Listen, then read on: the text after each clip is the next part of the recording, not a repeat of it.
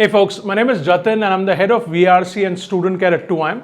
And I have a very interesting video for you. You probably would have seen the Quant and DILR version of this video, and now we have finally the most awaited VARC version, right? So it's a very interesting video because what I'm going to do here is I'm going to talk about custom tailor-made strategies for each mock score band. Okay, so we have 4 bands here: less than 15, 16 to 27, 20 to 38 and 39 to 48. These are mock score bands, or more specifically average mock score bands. And of course, it's only for VARC, right? So you have to look at your average score, not the score of 1 or 2 mocks, but the average of the VARC scores that you have gotten in mocks so far. And you have to assess which band you're a part of. And then you will get very specific custom tailor-made strategies for the band that you're in, which will potentially help you to jump to the next band. So for instance, if you're on the 16 to 27 band, following these strategies will help you to get to the 28 to 38 band, and so on and so forth, right? So often, when we're discussing strategies, the discussion tends to be very blanket, that VARC best practices, quant best practices. So we've often gotten feedback that we need strategies specific to our score, and based on your feedback, we've come up with this video. The Quant and DILR versions, which are already on our YouTube, and you'll see the links in the description, have been huge hits. Students have found it very useful, so definitely check that out. And this is the VARC version. Okay, so again, I'm repeating before I begin. This is not the score of your 1 or 2 mocks. This is the average score, right? So please take that accordingly. And these are definitely tried and tested strategies. Hundreds of our students have tried it and they have worked. So it's based on concrete data. So definitely give them a shot. Okay. All right. So now before I jump into discussing the first band, I want to take a couple of minutes to discuss about risks in the exam. And this is a common question that we get from students: how much risk should I take? Or am I taking the right amount of risk? Or if it's not a question, I see students either mostly taking a lot of risk in VARC. Most of the students fall in that bracket, but of course we have some students who are overcautious. So I just wanted to address this. Now, how do you decide how much risk should you take? See, don't overcomplicate this, right? Don't over-engineer and overcomplicate this. The concept is very simple. Your risk should be directly proportional to your competency. It's as simple as that, folks, and it's very logical, right? You look at your competency, okay? You assess your competency and accordingly decide your risk. So if you have a high competency, your risk will be high, okay? If you have a medium competency, your risk is medium. If your competency is low, then your risk has to be low. And it's very logical, because if you have low competency, then the odds are not in your favor, right? Because of the low competency. So your risk should be low. If you have high competency, the odds are in your favor. More likely than not, you will get the answer correct because of your high competency. So you can afford to take high risk. Not really high risk, a little bit of a high risk, I'll talk about that. But it should be directly proportional to your competency. And this should be assessed based on each section separately. Okay, so of course you do that for each section because your competency varies across sections. So assess this can be applied to all the sections. Since we're talking about VARC, assess your current competency in VARC and accordingly take the risk. Now again, low, medium, high are very broad bands. Usually I tell folks that don't mark an answer in VARC unless you're 90% sure, right? But if you have high competency, you can probably bring that 90% to 80%, right? Even if you're 80% sure, or in some cases 75% sure, you can go ahead and mark the answer, and the odds are in your favor because your competency is high. Okay, so again, these percentages, this percentage that I give you is arbitrary. 90% just means that you're almost sure that you're going to get it right, and that principle should be followed by people who are in the low or medium competency. But if you have high competency, you can afford to take a little bit more risk and bring that 90% to 80% or 75%. So you're marking questions even when you're 80% or in some cases 75% sure. That's what I mean by that. Okay, so assess that for each section separately because the competency will vary, and then decide your risk level. This is a very important point. Okay, I cannot stress on this enough. This whole strategy of going wild in VARC, I'll go all guns blazing, okay, and then out of 24 questions, I'll attempt 22 or 23 or even 24 questions, and then I'll get most of them right, and then I'll get a high score. I hear this a lot. It's also on YouTube, right? See, the thing is, this whole strategy of going wild only works for people with very high competency. The people who are probably telling you this are 99.5 plus percentilers in VRC. For them, it will work because they have high competency, so they can take that high amount of risk. Their intuitions are strong, their English is strong, their reading is strong, their critical reasoning skills are strong, so they'll get most of the questions right. But it's not a blanket strategy that will work for most students. So please don't follow this, just going wild, all guns blazing. I'll shoot darts in the dark and then I'll pray to God or whatever entity you believe in, and I'll get most of them right. You will most likely end up with a single digit score in VRC and be very disappointed at the end of the day. So please don't do that, right? Please don't go wild. Please don't attempt a lot of questions in VRC. This strategy doesn't work unless you're in that 0.5 percentile bracket, okay, like super high competency. Please always focus on your accuracy. I'm not saying be overcautious, but again, I'll go back to it. If it's high competency, high risk. If it's low competency, low risk. But this does not work. So please tread with caution when you're about to attempt this strategy. Okay? All right, let's move on. So let's talk about the first band, which is the less than equal to 15 score band. Of course, this is just the VRC score, right? I put a sad smiley there, but you don't have to be sad about it, right? You have about a month and a half before CAT. You can definitely, with a good amount of effort, with following the right strategies, you can jump to the next band or potentially even the band after that, right? But if your average score is right now less than equal to 15, these are the tailor-made strategies for you. Number one is zero error approach. This is extremely important for you because your competency is in the, I mean, again, I don't mean to be offensive here, obviously, but your competency is not great. And you know that, right? Your competency in VRC is not great right now. It can be good later, but it's not great right now. So your risks should definitely be low. You should be focusing on a zero error approach. Now, what does that mean? You, in the next two mocks, at least in the next two mocks, right? When you're attempting VRC, attempt only those questions when you're almost 100% sure of getting them right. Actually, you should be 100% sure that I've gotten this, and that's why I'm marking this. If you're not 100% sure, don't mark it. If you aim for 100%, you'll land up at 90%, which is our target, accuracy. So that is what zero error approach is, right? In the next two mocks, just in VRC, mark only those questions where you're 100% sure, and then if your accuracy most likely will go up, and you will see that your average score also goes up. Okay, if you attempt about, let's say, you can attempt about 9 questions, only 9 questions out of 24, right? And potentially get 7 of them right or 8 of them right. If you get 7 of them right, that's 21 minus 2, 19. Okay, already above that. If you get 8 of them right, that's 24 minus 1, 23. Okay, so that automatically will uplift your score. Okay, so try this zero error approach at least in the next two mocks, and then slowly you can build on that. Okay, so once you see that, okay, your competency is going up slightly, you can afford to take a little bit more risk. But right now, focus on a zero error approach. In the next two mocks, you should go in with the objective that I'm not going to make a single error in VRC. I'll attempt very few questions, whether 7, 8, 9, whatever that is, and get all of them right. Try it, it will work. The second strategy that will really help you is choosing RC strategically. Now, this is very important for all bands, but especially in case of your band. If you're in this band, you're potentially attempting 1 or 2 RCs and verbal ability. I'll talk about verbal ability later. Now, since you're attempting a max of 2 RCs, you can afford to take a minute or even a couple of minutes in the beginning to scan RCs and pick the right ones, which is very important. Now, when you're scanning RCs, how do you choose an RC? Now, first of all, a caveat here, there is no foolproof strategy of choosing an RC. Okay, because we choose the RC based on the content of the RC.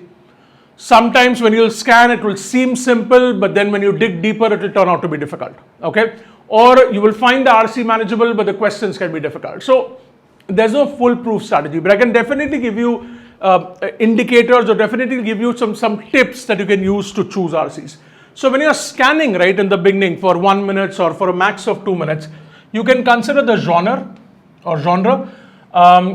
You can consider the complexity of the language. My writing is atrocious, so I'll keep reading. And the third factor I would say is you can assess whether it is concrete versus abstract. These three factors you can consider, and then you can decide whether you want to attempt that RC or not. Now, genre is straightforward. It's a category of the RC. Is it philosophy, psychology? Is it history? Is it science? Is it life sciences? Is it business? Is it tech? Is it economics? And then depending on your comfort of the genre, that can be one of the factors. You don't solely decide based on genre, but this can be one of the factors. Let's say I personally prefer business tech passages. I'm not so great with science. You can be a humanities student who says, I'm great with philosophy. I mean, God bless you. If you're great with philosophy, I admire you. But you can be someone who says, I'm good with history, I'm good with business, I'm good with economics, I'm not so great with psychology, right? So genre is something that you can definitely consider. Complexity of the language. So when you're scanning the RC, okay, not reading the whole thing, you're just scanning them. So you can scanning and see, okay, what is the degree of complexity in the RC? Are there too many unfamiliar words, phrases, or sentences? And then you can also keep that in mind when you're deciding to choose the RC or not. The third part is concrete versus abstract. Now this is important. See, concrete RCs, I mean, they're not really tangible, but these are like substantial topics. Now I'll give you examples. For instance, the RC can be about, it can be tangible, definitely. It can be about an animal. Let's say there's an RC about dolphins or sharks or blue whales or any animal, or it can even be about artificial intelligence. You know, that is also considered concrete. Or let's say if it's about COVID, that's concrete. It's about climate change, that's concrete. All of these topics are concrete. Abstract topics are RCs about ideas, and usually they fall in the philosophy psychology genre. So let's say the author is talking about nihilism, or there's one RC that I designed in one of the mocks. It was about alethic nihilism or existentialism or anything to do with philosophy, right? Or it can be psychology as well. So these are abstract RCs. They talk about ideas. Like there was one RC, or I think one para summary that I was reading, which was about the reader suspending their beliefs while reading.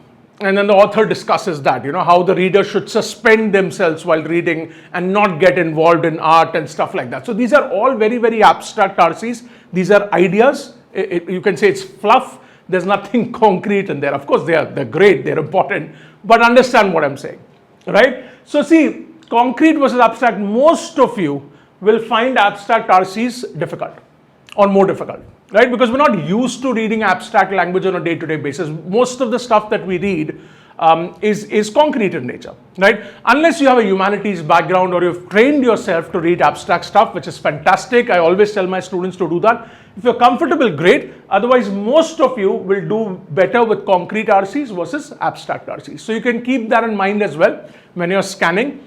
If you're not comfortable with abstract stuff and it's abstract, then potentially that is not the RC you should be choosing. Okay, so consider all these three factors: genre, complexity of language, and concrete versus abstract while scanning, and then you can pick your one or two RCs. Now remember one thing, this is not a foolproof strategy.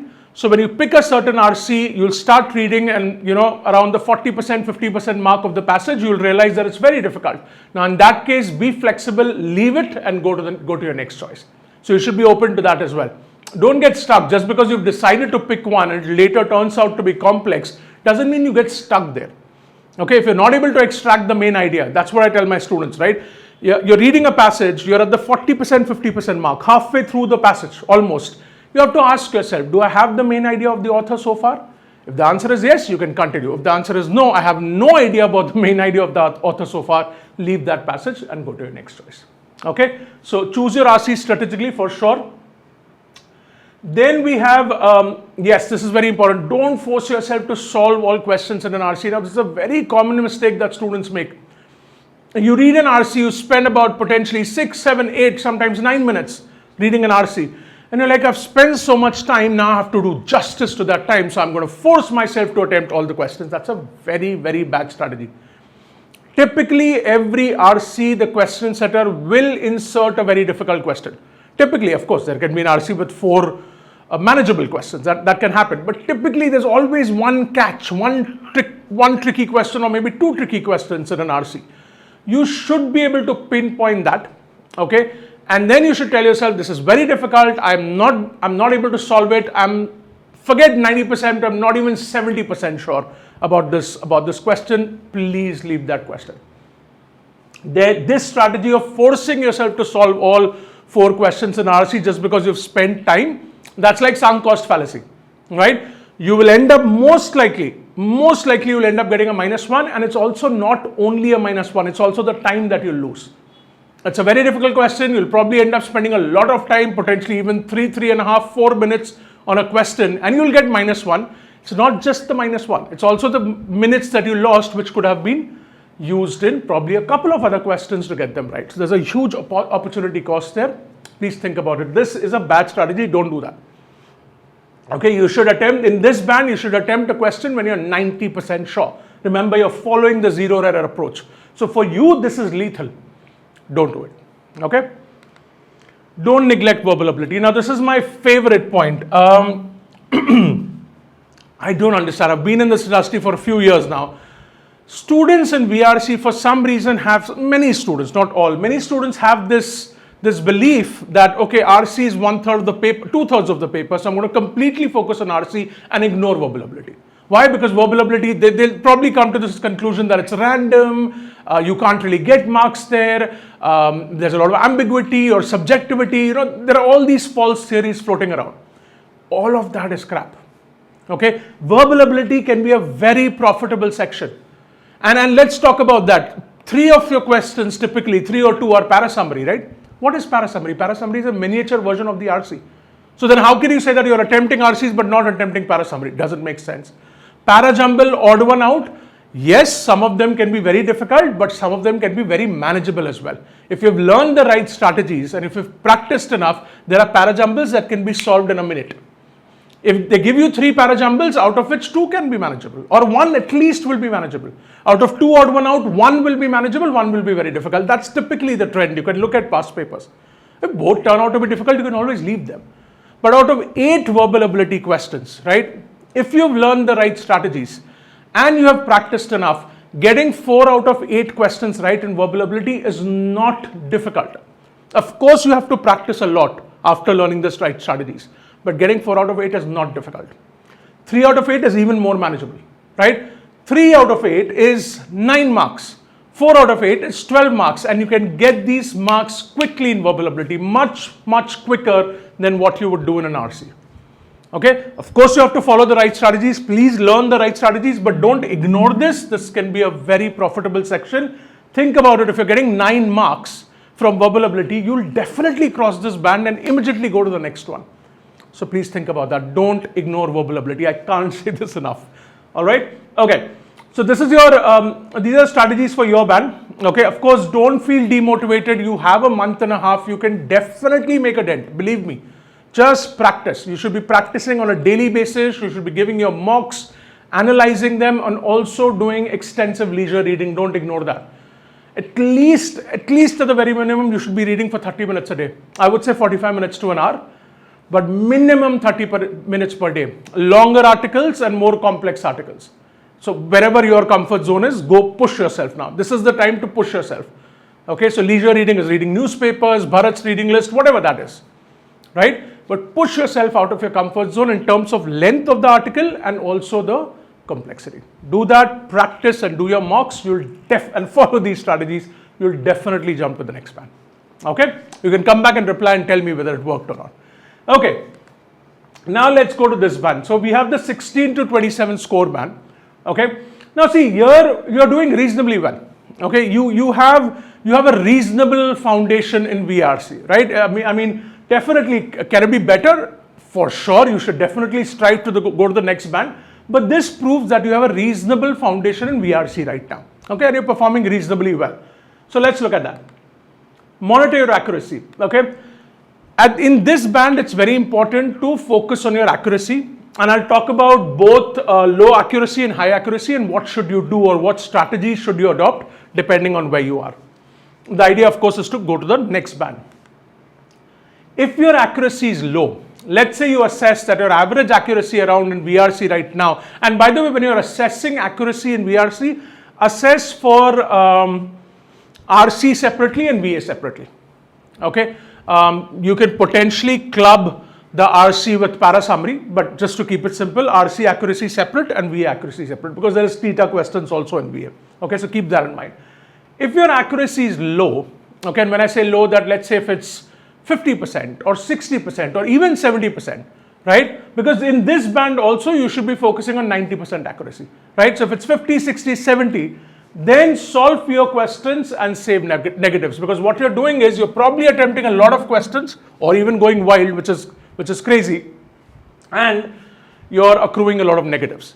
So if your accuracy is low, 50, 60, 70%, please solve fewer questions. Okay, I'm not saying that become very overcautious, but reduce your attempts a little bit, like leave out the very difficult questions. If in an RC there is a question where you're stuck with 3 options, there's no point in solving that RC. If you're stuck with 2 options, even then you have to ask yourself, am I 90% sure of getting this option correct, right? And then you attempt it, otherwise you leave it. So please solve fewer questions, don't drastically go down, incrementally go down, solve fewer questions, save negatives and save the time as well. Again, I'm giving you that perspective. It's all just not about that -1, it's also about that time. And you will spend a lot of time on those difficult questions. You can save that time and use it somewhere else. So please focus on accuracy. If your accuracy is high, right? Let's say you're already at 90% or about close to 90%, then you can ask yourself, am I being overcautious? And you're probably being overcautious, right? Because you're at high accuracy and you're in this band, you're probably being overcautious. You can afford to take a bit more risks. The operative word here is bit. Please don't drastically go from 16 attempts to 23 attempts. No. If you're attempting 14 questions, potentially attempt 16 questions, right? Increase it by a couple of questions. Do that, start with that, do that in a couple of mocks, and then you can slowly go up, right? So you can consider taking a bit more risk and solving more questions if your accuracy is high and you're in this band. But again, it should be a bit more risk. Don't drastically increase it. Then you will see your scores probably slip to the former band. So don't do that. Okay. All right.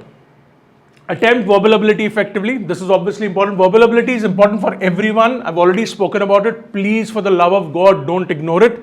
Effectively means you do round 1 and round 2. Okay. You're probably aware of this. It's a very common strategy in the CAT world. Right, round 1, round 2 is very simple. Round 1, so there are 8 questions, right, for verbal ability. In round 1, what we'll do is, the objective of round 1 and round 2 is that you don't leave a single manageable verbal ability question on the table.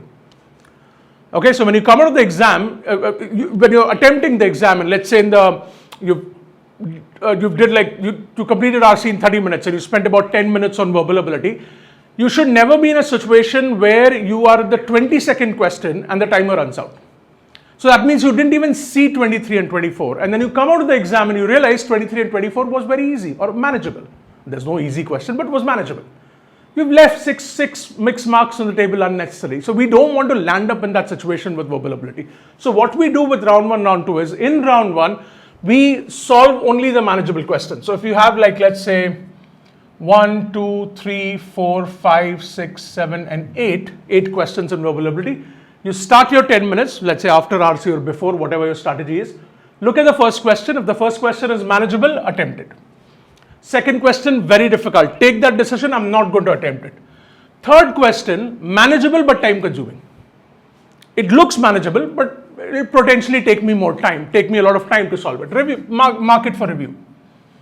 Okay. 4th is manageable, you attempt it. 5 is very difficult, don't attempt it. 6, again, if it's time consuming, mark it for review. 7, you want to leave it. 8, attempt it. You got the drift? Now come back in round 2 and attempt only the questions that you've marked for review. So what happens here is, even if in round 2 you run out of time, you've already attempted all the manageable questions. So you're not leaving a single manageable question on the table. Okay? And then of course, don't mark like 5 questions for review in the round 2, maybe about 2. And then come back, maybe you'll have, like, out of 10 minutes, you'll probably have 3 minutes for round 2 and see what you can solve in round 2. But definitely do this. This works beautifully for verbal ability and this works beautifully for quant as well. Okay, so try this in quant. All right, so great. There's one more thing. What you can do is, see, at the end of the day, you're looking to go to the next band. So what you can do is, and we have about a month and a half, you ask yourself, can you solve one more RC in the exam? You're potentially, if you're in this band, you're solving 2 RCs and VA. Okay, if you're doing 3 RCs and VA, you're probably here. If you're doing 3 RCs and VA in this band, so then you need to work on your accuracy. That will take you to the next band. But mostly you'd be solving 2 RCs and VA. So ask yourself, can I solve the 3rd RC? Now, how can you do that? That you'll have to really amp up your leisure reading. Folks, don't ignore this. Okay, a lot of you think that, oh, I'm just going to like leisure reading is BS. It doesn't really help. This helps a lot. Of course, you focus on your mocks and practice more, but at the same time, keep doing leisure reading. Believe me, if in the next, we have about 45, 50, 55 days to CAT. If you set yourself a target that I'm going to read for 45 minutes a day and I'm going to do this in one sitting, I will read till I get tired. Okay, and I'll read complex stuff. Now, complex doesn't automatically mean Aeon. Complex means according to your comfort level. If you're at level 2 or level 4, amp it up to 5, then go to 6 incrementally, right? So leisure reading and push yourself out of the comfort zone. Sit for minimum 30 minutes or 45 minutes or 1 hour if you can do on a daily basis. Read complex stuff and read till you get tired. Okay, extract the main idea of what you're reading. Do this day in and day out, and in 15 days you will see that your momentum of reading picks up and your scores start improving. In 30 days, you will definitely see an advantage. By the time you reach CAT, you'll have really good momentum with reading in terms of length, complexity, and that will do wonders and potentially take you to the next band where you're able to solve a 3rd RC. So think about it. A lot of students amp up their leisure reading in the last 2 months, 1 month, or even last 3 months. You have 1.5 months, make the most of it. But push yourself out of the comfort zone. We call it leisure reading, but the word leisure kind of goes out of it, to be very honest. In the beginning, of course, till now it's fine. But now, of course, you should be enjoying reading. That's the whole point. And please definitely enjoy reading. But here you'll have to push yourself, right? It will frustrate you. It will tire you. But that's great because that's when you'll build that reading muscle. Okay? All right. So yeah, all the best. You can definitely go to the next band. So work hard on that.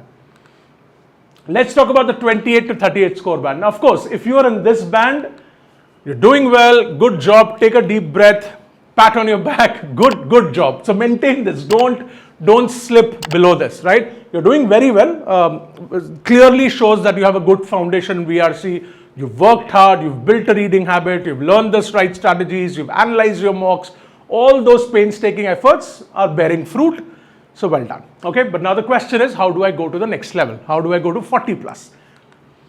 Consider taking a little more risk and solving more questions. This is very crucial at this stage, folks. Okay, you're probably, you're already, again, I don't like score to percentile mappings because they change every year. But, you are in the 90 percentile, right? You're 95, or if you're like, let's say 35 plus, it can even be 95, 96, 97, right? Maybe around 95, right? You're already in the 90s. Okay, or in the late 80s, depending on the complexity of the exam, and you want to sort of go up to like 97, 98, 99, this is where you should consider taking a little more risk. Again, don't take a lot of risk, little more risk. So if you're attempting 16 questions, try attempting 18 questions. Again, it will differ from the exam to exam. Exam can turn out to be very difficult. But try to attempt more questions, take a little more risk because your competency is good. You are, if not high, right, you're definitely in the medium to high, more towards the high competency. Some of you are in the high bracket. So you can take higher risk, right? If you're 80% sure, or in some cases 75% sure, definitely try it. Try this in the next 2 mocks and see how that works for you. But if you incrementally keep taking a little bit more risk, it will pay off for you, most likely. So try that, okay? Don't be overcautious because your competency is good, so you can use that. Attempt verbal ability effectively. This is crucial. So we discussed round 1 and round 2. If you jump to this band, go back to the previous band. I spoke about round 1 and round 2. Please do that. Please don't neglect verbal ability. If you're someone who's focusing on RCs and getting this, believe me, if you do verbal ability, it will do wonders for you. Please don't ignore this. Okay, learn the right strategies for all the 4 question types that we have. Attempt a lot of questions. This is a very profitable section. Okay, this is a very interesting strategy and controversial as well. Now, listen to this. These are band-wise strategies. Okay, there's a reason, right? We made it very band-specific. This is for this band and the next band. If you're in the lower bands, please don't try this. You can come to this band and then try it. right? It seems very attractive, but this will work only for people that have a high competency in VRC. Now, what is this extra RC question squeeze? See, if you're in this band, you're attempting potentially 3 RCs plus BA. Very few people attempt all 4. Okay, so 3 RCs plus BA. And then you're probably spending, this can differ, let's say 30 minutes here, 10 minutes here, this can differ, right? And what happens sometimes is, you might have realized this in mocks as well, when you complete your BA, you have about, let's say, sometimes 2 minutes remaining, okay, or 2.5, 3 minutes remaining sometimes. That must have happened with you. So what we do is, then we often wonder, what do I do with those 2.5, 3 minutes, right? I don't have time to go back and read a 4th RC. There's no way I can complete that. So what we do is, it's a very controversial strategy. I always tell students not to do this, but for this band, you can try it out. When in those 2.5, 2 minutes, 3 minutes that you have remaining, go to the 4th RC that you've left, okay? Look at the questions first. This is where it gets controversial. Only this band should be trying this. Look at those questions. If there is a question which is very specific in nature, sometimes they'll say, what does the author mean by this statement? Or why does the author say this statement? Double quotes. And that statement is in the first paragraph. Or which of the following inferences can be drawn from the first paragraph? Or a question pertaining to details in the first half. So if you spot a question like that, which is very specific and pertains to the first half, or even like first paragraph of the RC, you can read the question, okay? Go to the first paragraph, read that, and see if you can answer it. Since it's the first paragraph or the first half, you won't have to read the remaining passage. You can potentially just read that section, the first paragraph or the first half quickly, and try answering that question. Sometimes that works, and that's like 3 marks at the end for you, okay? Which might even push you to the next band. It's controversial. Don't take a risk with this, okay? Absolutely don't take a risk. I know your competencies are, but here you have to be almost 100% sure that you're getting that question right. So if you're 100% sure of getting that question right, and it can happen in some cases, you can try this in mocks, mark it and move on. But don't take a risk with this. And if you're not comfortable, don't do it. But I would say try this. Your competency is already good. Try this in the next couple of mocks, okay? Sometimes you might be able to spot a freebie in that 4th passage and be 100% sure of getting the answer right and mark it. And that's 3 marks for you, okay? So yeah, so definitely try these strategies. For you also, leisure reading is extremely important.